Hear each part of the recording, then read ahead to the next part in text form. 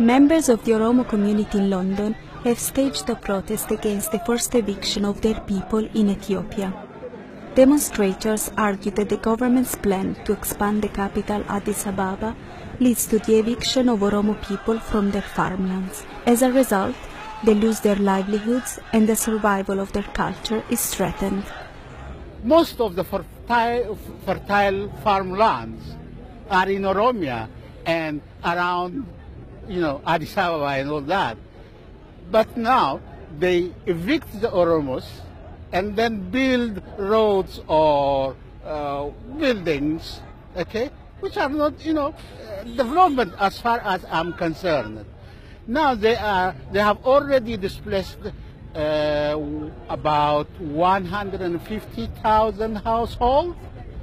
Now they are trying to expand Addis Ababa so that they could get more land, what they have been doing the last 25 years.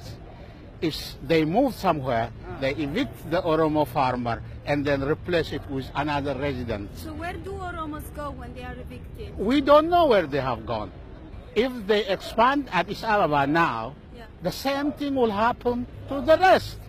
Not only that, Oromos have got their culture, their everything, if they are moved, the culture is moving, this amount to ethnic cleansing. And, the world ignored this in their face in the 21st century.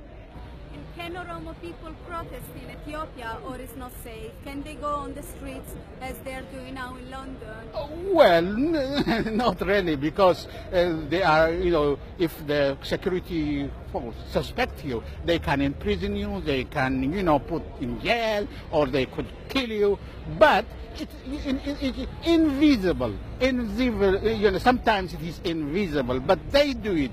So if you speak Oromo, if you are, culturally strong, morally strong Oromo, self-confident Oromo, you are a suspect.